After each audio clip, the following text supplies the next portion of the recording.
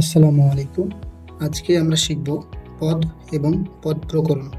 প্রথমে আমাদের জানতে হবে পদ কি। বাক্যে ব্যবহৃত প্রতিটি শব্দকে পদ বলে। তাহলে বাক্যে ব্যবহৃত প্রতিটি শব্দকে কি বলে? পদ বলে।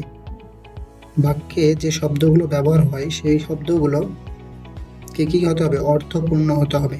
বাক্যে ব্যবহৃত প্রতিটি শব্দকে কি বলে? পদ বলে। আমরা জানি পদ মূলত ৮ প্রকার। কি কি? বিশেষ্য পদ, বিশেষণ পদ, সর্বনাম পদ, ক্রিয়াপদ, ক্রিয়া বিশেষণ পদ, যোজক পদ, অনুসর্গ, আবেগ শব্দ। এই ৮ প্রকার পদ আমাদের নামগুলো মুখস্থ করতে হবে। এবার আসি বিশেষ্য পদ। বিশেষ্য পদ কি? কোনো কিছুর নামকেই বিশেষ্য পদ বলে।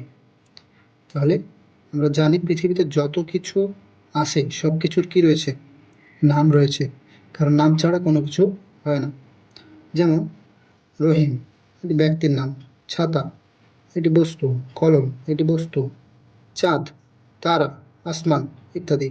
অর্থাৎ পৃথিবীতে যত কিছু আছে সবগুলোর একটা নির্দিষ্ট নাম আছে, আর সেই নামটাই হচ্ছে বিশেষ্য পদ। এই বিশেষ্য পদকে আবার ৬ ভাগে ভাগ করা হয়েছে। কি কি? বিশেষ্য পদকে ৬ ভাগে ভাগ করা হয়েছে, তা হলো নাম বিশেষ্য, জাতি বিশেষ্য, সমষ্টি বিশেষ্য, বস্তু বিশেষ্য, ক্রিয়া বা ভাব বিশেষ্য, গুণ বিশেষ্য। তাহলে এই বিশেষ্য পদকে ৬ ভাগে ভাগ করা হয়েছে। এই ৬ ভাগে যে ভাগ করা হয়েছে এগুলোর নামগুলো আমাদের কি করতে হবে? মুখস্থ করতে হবে। এরপরে আসি আমরা নাম বিশেষ্য।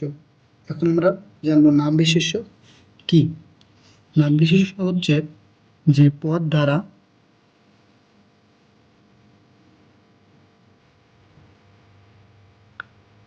কোনো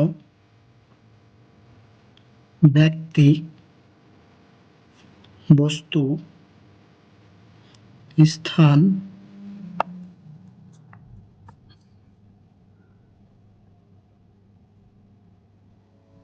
গ্রন্থ ইত্যাদির ইত্যাদির নাম বোঝায়।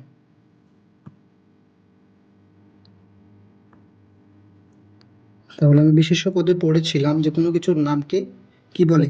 বিশেষ্য পদ বলে। কিন্তু তার একটা প্রকারভেদে রয়েছে নাম বিশেষ্য, যেটাতে কি বোঝায়? যে পদ দ্বারা কোনো ব্যক্তি, বস্তু, স্থান, গ্রন্থ ইত্যাদির নাম বোঝাবে। যেমন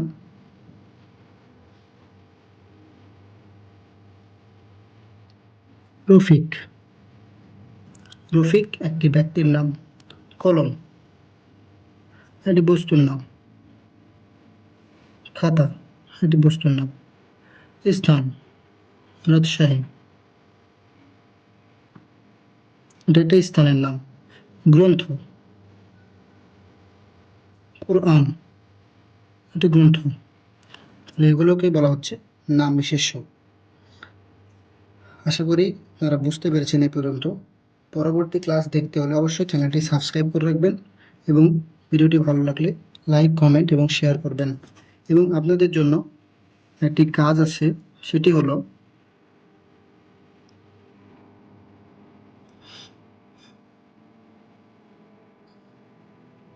বরকত,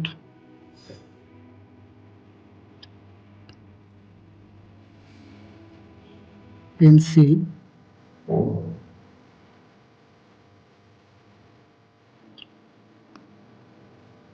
কলম এগুলো কোন পদ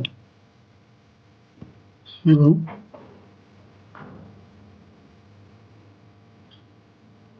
পদ কত প্রকার? এই ২ প্রশ্নের উত্তর আমাকে অবশ্যই কমেন্টে জানাবেন।